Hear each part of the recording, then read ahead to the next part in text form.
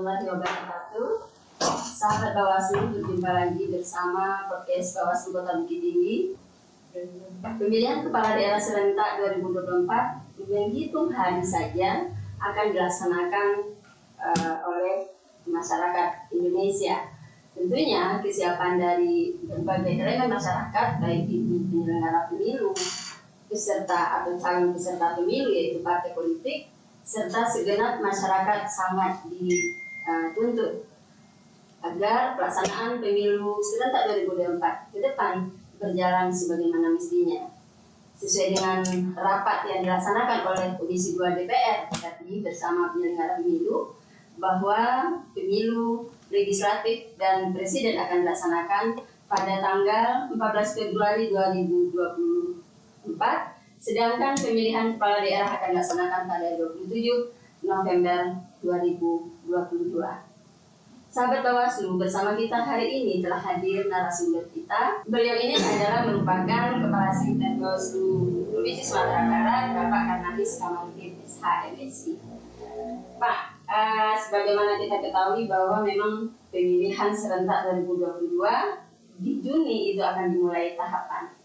Nah, sebagaimana kita sampaikan tadi bahwa memang persiapan dari semua elemen masyarakat sangat dituntut. Nah, terutama sebagai Bawaslu sebagai penyelenggara pemilu tentu ada persiapan-persiapan yang akan yang dilakukan untuk menghadapi pemilihan kepala daerah. Nah, boleh Pak secara ringkas saja kira-kira di Bawaslu Provinsi Sumatera Barat sendiri apa yang sudah dilakukan untuk menghadapi tahapan ini? Baik, terima kasih. Sukses selalu buat Bawaslu Kota Bukit Tinggi. Amin. Yang telah melakukan dialog training ke podcast sekarang. Iya Pak, iya Pak.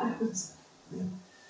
Jadi terkait diskusi kita tadi yang disampaikan oleh moderator atau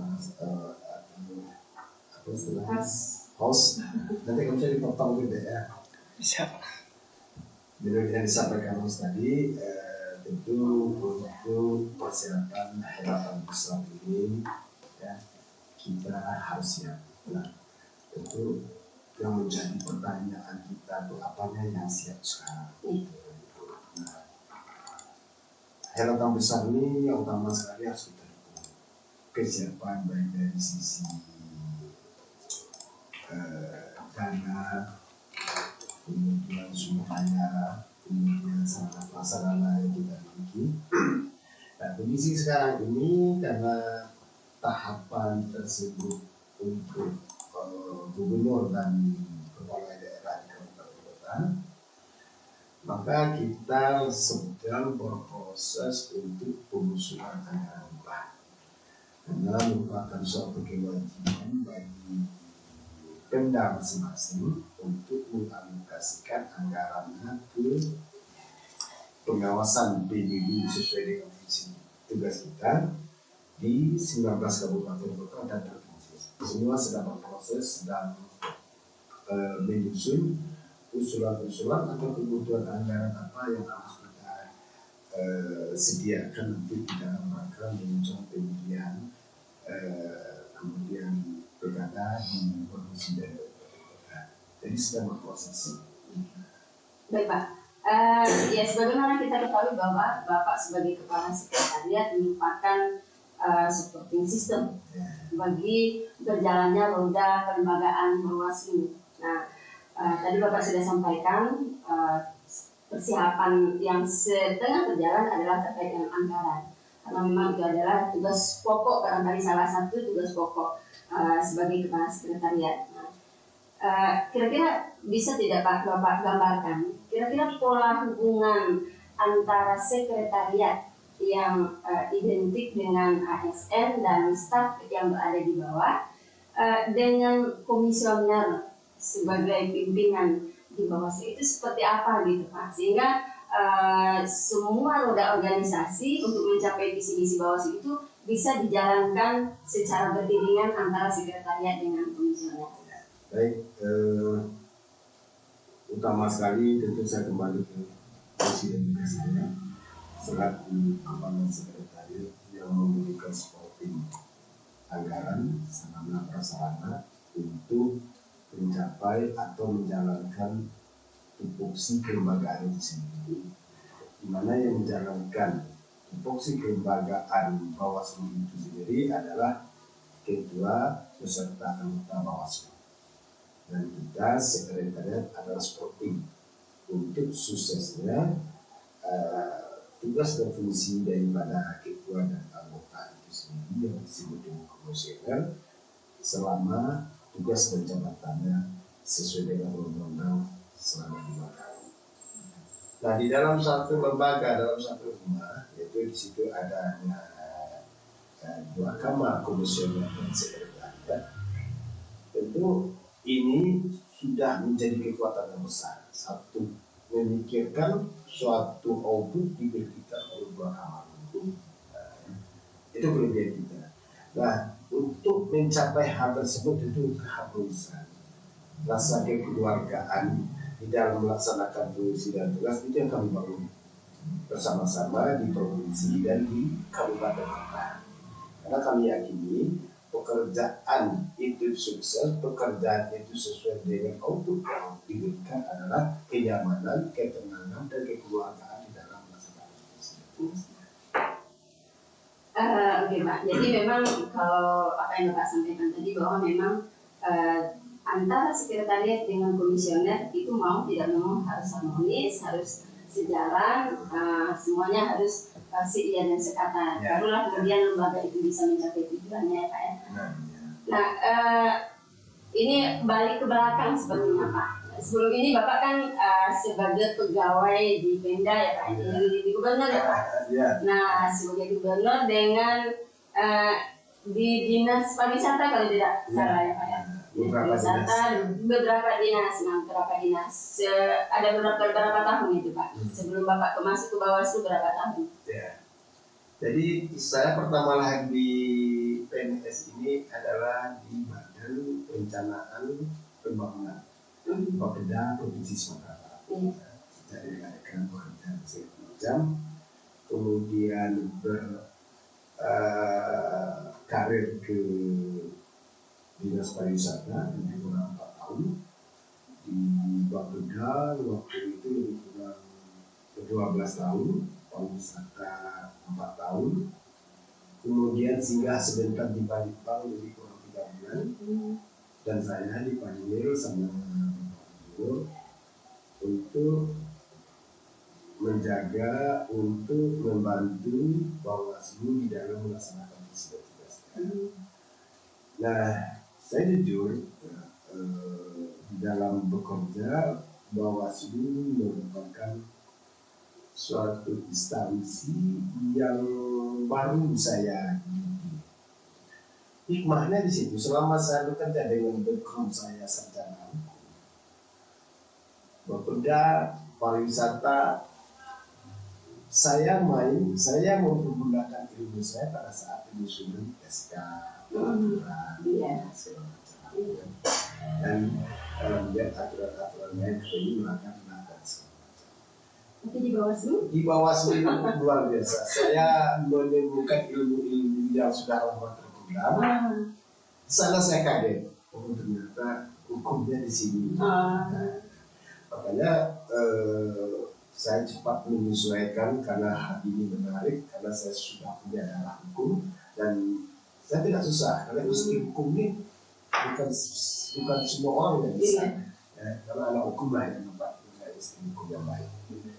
Nah, di samping itu saya juga melakukan tata kelola pengelolaan kesekretariatan karena saya yakini kita bekerja dibantu oleh beberapa sekretariat yang harus memberikan supporting dan memberikan sesuatu yang terbaik untuk organisasi. Kita selaku pimpinan tidak mungkin kita membuat semuanya. Kita percaya bahwa untuk melakukan, akhirnya kita mengontrol, mengarahkan, dan menentukan, menyesuaikan perencanaan dengan kegiatan yang telah kita sepakati. Itu aja sistemnya. Artinya setelah melalang buana di pemerintah daerah dengan berbagai instansi, berbagai rekan atau mitra kerja yang berbeda-beda. Nah, akhirnya Bapak berlabuh sepertinya di Bawaslu. Berlabuh, dan insya Allah ini pelabuhan terakhirnya juga di Bawaslu, keinginan kita seperti itu. Nah, kira-kira uniknya, nah, kalau tadi Bapak sampaikan bahwa memang ternyata di Bawaslu memang konkretnya intisari hukum itu ternyata ditemukan di Bawaslu. Adanya penanganan pelanggaran, sengketa dan sebagainya. Tapi saya pikir ada nggak yang lebih unik lagi gitu Pak? Misalnya dengan pola, dengan bermitra, dengan bawahan, katakanlah seperti di bawahan, nah seperti itu. Uniknya seperti apa gitu Pak di Bawaslu? Uniknya karena itu tadi, kita punya ketua dan anggota yang backgroundnya berbeda-beda dan pemahaman yang berbeda dengan kita.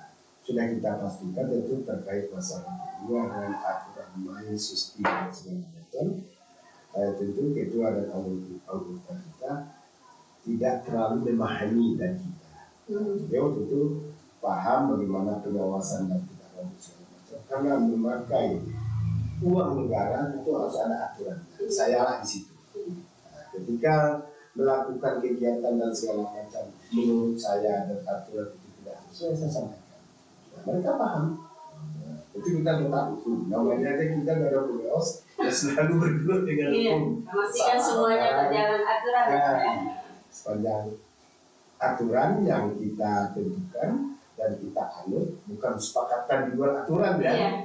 Aturan yang kita anut dan kita kiblati, tidak semua selesai. Semuanya. Tidak ada yang berat ya Pak ya? Tidak ada yang berat. Risiko-risiko yang dikhawatirkan itu insya Allah bisa kita lewati dengan aman ya Pak ya. Kita kan tahu ya Pak ya, berapa tahun? Bapak di Bawaslu sudah berapa tahun? Saya di Bawaslu sudah 5 tahun. Sudah 5 tahun. Nah, dari waktu 5 tahun itu kita mengamati lah Pak, dari Bawaslu Kabupaten Kota banyak sekali prestasi yang diperoleh oleh Bawaslu Provinsi. Apakah itu di masing-masing divisi komisioner mendapatkan award nyawa Bawaslu.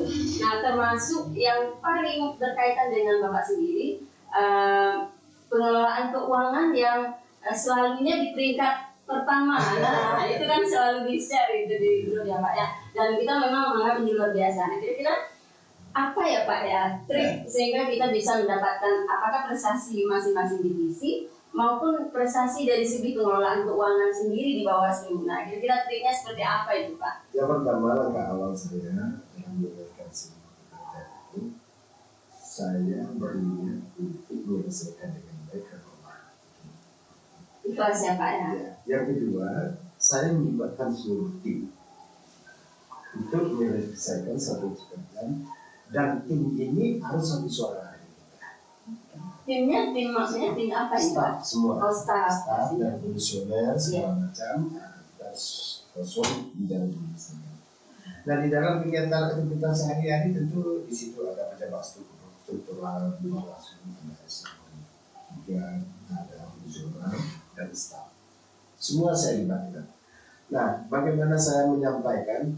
Selalu saya bingungkan kepada staf saya, bahwasan saya itu mempunyai slogan yang kuat itu adalah tim, yang super itu super tim, not superwoman, superman ya Pak ya? Bukan superman. Superman. Saya nggak mau nanti ada satu orang dia jago, dia pintar, saya nggak mau. Kita semua pintar. Kalau salah, kita semua salah. Bagaimana kita tidak salah? Ya berbaik kita. Yang kedua, saya menjaga kekeluargaan di antara kita, di antara staf, komisioner, dan staf lainnya. Kekeluargaan saya utamakan. Jadi sesuatu menyelesaikan pekerjaan secara kekeluargaan. Nah, itulah buah yang saya lakukan. Saya dapat kepala sekretariat terbaik se-Indonesia dalam tata kelola kesekretariatan. Dan itu memang tidak menyangka, dan saya ya itu prestasi luar biasa itu Pak. Bisa kita seperti itu. Kemudian saya selalu disiplin dengan permintaan dari Bawaslu, utama sekali masalah keuangan, laporan, perencanaan, Nah, saya itu bekerja dari awal. Saya melihat bencana dan saya adu langsung dengan kegiatan. Nah, ketika kegiatan lari dari perencanaan, nah ini saya pertanyakan, ini kenapa? Jadi dasar itulah semua aktivitas, semua laporan, semua dan segala macamnya yang diminta oleh Bawaslu RI soal tepat waktu sampaikan. Nah mungkin itu kebetulan aja kita nomor pertama terbaik, nomor dua Nggak ada ya kebetulan Pak. jadi dan itu untuk penyemangat kawan-kawan. Oke. Saya yakin ini nanti kalau lihat provinsi terbaik pasti bangga. Iya. Karena terbaik Ya, pasti, provinsi Pak. itu pasti ada di dalam dari kita. Iya. Oke, konsep-konsep juga saya rasa. Saya minta terus cepat dan segala macam. Itu yang kami lakukan secara kekeluargaan dan desakan pekerjaan itu pasti ada.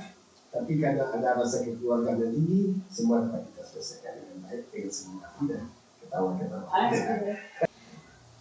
Menarik ini Pak, terkait dengan bagaimana harmonisasi yang Bapak bangun di kantor, terutama Bawaslu Provinsi Sumatera Barat, yang sudah pasti itu akan mengalir ke Bawaslu Kabupaten Kota gitu Pak.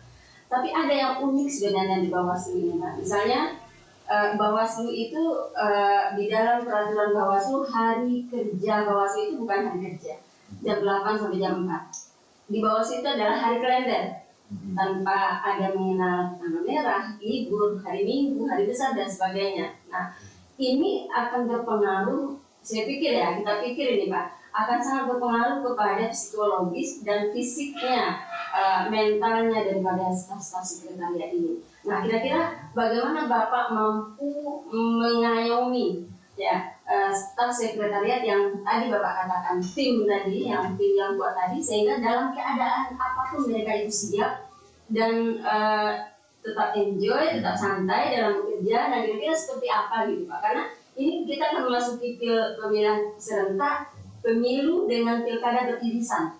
Nah, ini kesiapan daripada mental, fisik dan sebagainya itu sangat dituntut sekali. Nah, bagaimana itu caranya Pak agar semuanya tetap terkendali? Nah, seperti itu Pak.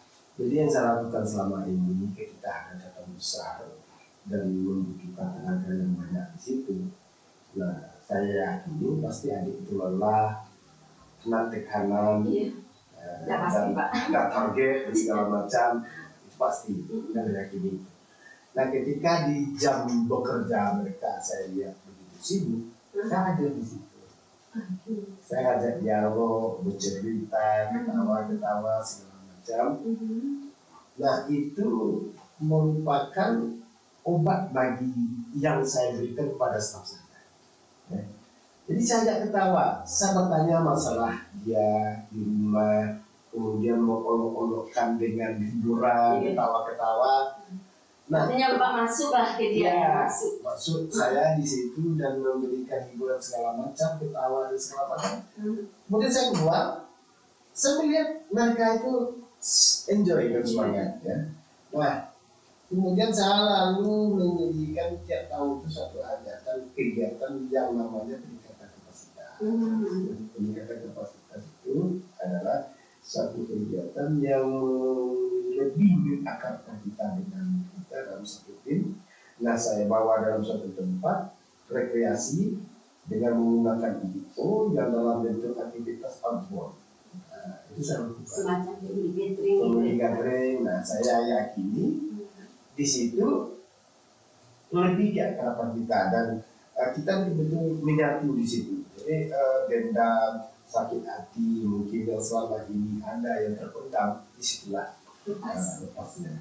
Nah, saya biasanya untuk instruktur saya kasih tahu, ya saya dapat data dari adik-adik itu, ini dengan ibu ini gimana hasilnya. Jadi saya kasih tahu instruktur. Instrukturnya lah membuat seminar supaya orang ini cair.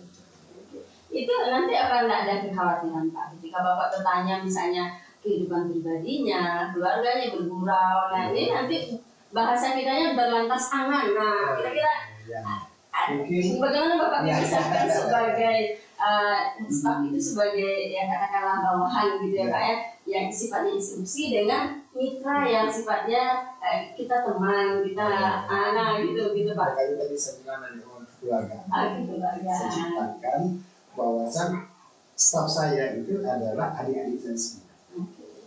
Nah kalau abang sama adik, saya tahu pun mereka sering juga curhat ke saya, dia putus sama pacarnya segala macam, saya tahu kok semua. Nah, jadi itulah saya ciptakan dialog-dialog seperti itu dan saya yakini itu akan lancar di dalam kerja.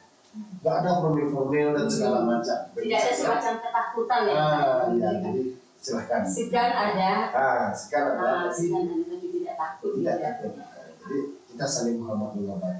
Bagi saya kalau pas saatnya saya marah, saya marah. Kalau saatnya saya gurau. Mereka tahu semua. Pas saya belum marah, berarti karena sayang. Nah, saya kalau marah besar, saya tidak memarahi orang itu lagi. Berarti nggak bisa saya bentuk lagi. Apa saya marah nggak ada gunanya lagi kan? Tapi kalau masih bisa dibentuk, ya saya marah. Akhirnya mereka tahu. Nah, baru di situ dia bekerja sesuai dengan apa yang kita harapkan.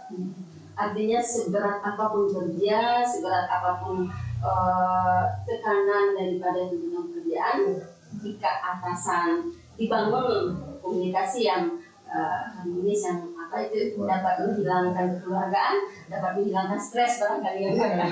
Karena di bawah itu kan mau seperti itu, sampai ada persidangan sampai pagi sampai malam, kadang bahkan sampai nggak tidur. Nah sampai ada tidur tapi enjoy gitu ya. Itu juga melihat itu sebenarnya Pak dari bawah kota, bagaimana staf di provinsi itu luar biasa mengerjakan sesuatu ya secara profesional dan dengan senang hati. Nah itu yang kita lihat gitu Pak.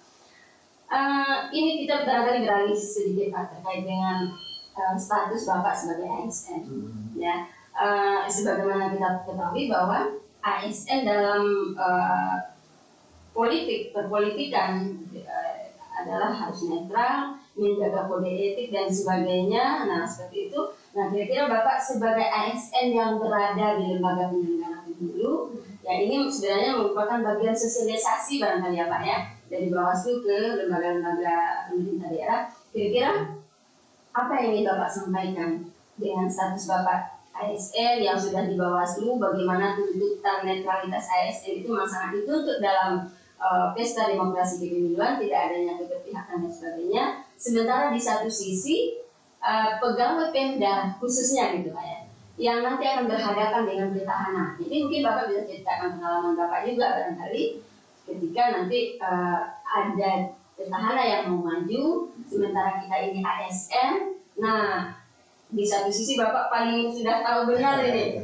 Kalau sebelum ini mungkin ASN masih ragu, netral itu seperti apa gitu. Nah mungkin Bapak karena sudah masuk benar ke dalam penyelenggara pemilu dan tahu bahwa netralitas ASN itu sangat penting. Nah kira-kira apa yang bisa Bapak sampaikan untuk sahabat Bawaslu yang berada di luar sana yang ASN, sehingga nanti tidak terjebak di dalam pelanggaran pemilu yang dipanggil Bawaslu, yang mungkin nanti ada kena kode etik dari ASN. Nah, seperti itu Pak. Nah, kira apa yang bisa Bapak sampaikan? Yang pertama saya sampaikan adalah profesionalitas di dalam profesi dan kesehatan masing-masing. Nah, tentu masalah netralitas ini berat. Saya adalah termasuk penyelenggara pemilu karena saya bergaul di Bawaslu. Kadang-kadang saya kasihan karena di saat pesta demokrasi yang baik itu bisa jadi jelek, yang jelek itu bisa jadi baik. Ya, kadang-kadang saya punya banyak kawan, banyak teman, ya kan. Nah, saya profesional. Maksud saya begini, ketika kita berhadapan misalnya calon orang kan bisa muncul hasilnya. Pak Asep ini Pak sudah ada cerita apa gitu kan. Itu yang berat dan saya selalu ketika berjumpa sebentar aja. Kalau sebenarnya gimana kalau kita tetap saya bicara segala macam. Awalnya saya berpikir saya sombong lah mungkin. Pikiran saya. Ada kawan-kawan bilang gitu sombong. Tetapi setelah saya lakukan action saya seperti itu, kalau dia punya hajatan maju segala macam dan saya tidak, ya berjumpa pastilah silaturahmi sebentar. Tidak bisa bercerita leluasa, makan minum leluasa, ya Pak ya. Kita punya kode etik. Iya. Tapi itu saya lakukan karena saya yakini mereka juga profesionalis di dalam fungsi dan tugasnya, tidak apa-apa. Ketika hajatan selesai, ya udah saya biasa aja kok. Nah, tapi kalau memang dia ini diskusi bagaimana cara ASN apa sih, apa nggak boleh begini, saya saya ceritain. Dan itu program-program kita di dalam sosialisasi apa larangan dan apa yang dibolehkan ASN itu selalu kita lakukan. Itu harapan kita. Tidak mungkin semua ASN kita lakukan. Itu di dalam satu organisasi itu pimpinan dan orang kedua di organisasi, sehingga pimpinan dan 2 orang itu akan melibatkan ke seluruh staf. Nah, itu harapan kami. Yang terpenting di dalam visi kita dalam bertugas itu adalah netralitas. Dijaga ya Pak ya. Ini barangkali kita sudah sampai di penghujung podcast kita hari ini Pak Kasek. Apa kira-kira pesan Bapak ke yang pertama kepada koordinator sekretariat yang ada di khususnya 19 kabupaten kota Sumatera Barat, kemudian adik-adik staf yang nanti menjadi tulang punggung atau tulang apa ya daripada komisioner. Artinya tanpa adik-adik ini komisioner juga tidak bisa apa-apain gitu. Artinya Pak juga tidak bisa apa-apa. Kalau tidak ada mereka tidak bisa berbuat apa-apa gitu Pak. Nah, kira-kira apa pesan Bapak agar nanti ketika tahapan masuk kita sudah ready, siap untuk melaksanakan segala tugas dan fungsi kita sebagai penyelenggara dalam keluarga penyelenggara gitu Pak. Ya, pesan saya pertama, kita yakini visi dan tugas kita di berat visi dan tugas kita ini. Maka kunci utamanya adalah bagi saya dan selalu saya himbau ke kabupaten kota, ke staf, dan utama itu adalah menikmati apa yang kita lakukan. Menikmati apa yang kita lakukan. Kalau kita sudah menikmati pasti nggak ada yang berat. Tapi kalau kita sudah dongkol dengan apa yang kita lakukan, seringan apapun itu kan pasti berat. Nikmati dan kemudian bekerja sama dengan baik, kemudian tingkatkan rasa kekeluargaan bagi kita. Makanya saya sama kasih-kasih itu saya akrab, saya dekat, dan saya dialog bahkan sama istri, suami mereka saya kenal sebagian yang bisa berdialog bersama dengan bersama-sama. Nah, sering melakukan pertemuan non formal itu sangat energi menurut saya ya, energi sekali bagi kita untuk melakukan visi dan tugas kita. Jadi yang pertama itu menikmati, laksanakan, insya rezeki akan diberikan. Nah, kalau ini apa Pak? Ini sebenarnya tadi yang terakhir ini Pak. Ini sambungan yang terakhir ini Pak. Ini kan ada staf yang sudah berkeluarga, punya anak, punya istri dan sebagainya. Nah, sementara mereka harus kerja malam, kadang 2 hari tidak pulang-pulang dan sebagainya. Nah, kira-kira ada pesan juga nggak Pak untuk mereka agar mereka mampu mengkondisikan keluarga di kantor juga oke. Nah, gitu Pak. Saya pengalaman di provinsi ketika staf perempuan saya itu juga sampai malam, saya telepon suami. Saya kasih tahu suami. Saya tahu karena staf saya itu agak sedikit lemah. Maksudnya energi kinerjanya nggak turun. Saya nggak tahu apa masalahnya. Saya tanya, dia bilang saya langsung telepon. Nanti kita dialog cerita. Akhirnya saya lagi. Jadi makanya kekeluargaan itu saya bangun sampai kekeluargaan. Artinya memang Bapak tidak terputus hanya kerja di kantor ya Pak ya. Mau tidak mau antara kantor dengan keluarga itu tidak bisa dipisahkan. Nah, ini luar biasa Pak. Bawa ibu aja ke kantor ini tanpa izin suami. Iya, benar. Karena suami itu sudah punya komitmen ketika istri saya lepas untuk bekerja, apapun konsekuensinya siap saya terima.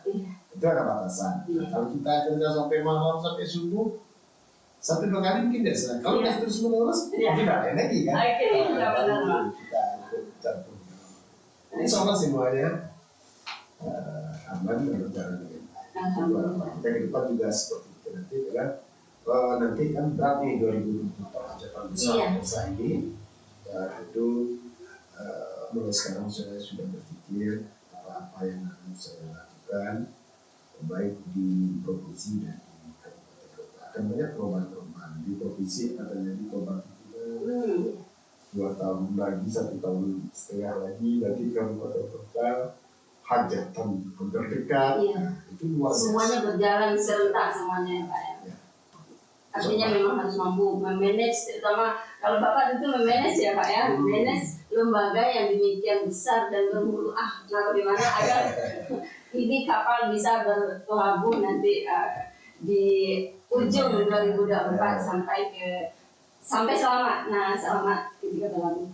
Baiklah Pak Kasek, Pak Karnavis Kamaludin. Kita memang kadang Pak Sek, kadang Pak Kasek, tapi karena Bapak nyaman dipanggil dia udah, kita panggil Pak Sek atau Pak Kasek. Sudah sampai di penghujung acara. Terima kasih Pak sudah bersedia kita bincang-bincang pada siang hari ini. Mudah-mudahan apa yang disampaikan itu dapat didengar oleh sahabat Bawaslu 2, terutama penyelenggara pemilu. Mudah-mudahan ini juga merupakan amal bagi Bapak di bulan puasa dapat berbagi dengan para pendengar kita di rumah. Sahabat Bawaslu, demikian tadi bincang-bincang kita dengan Bapak Karnavis Kamaludin SHMSI. Beliau merupakan Kepala Sekretariat Bawaslu Provinsi Sumatera Barat. Semoga apa yang kita bincangkan pada hari ini dapat kita ambil manfaatnya dan dapat kita laksanakan di kegiatan keseharian kita, terutama dalam menjalankan aktivitas di masing-masing Bawaslu. Terima kasih bersama rakyat awasi pemilu, bersama Bawaslu Tegakkan Keadilan Pemilu. Assalamualaikum warahmatullahi wabarakatuh.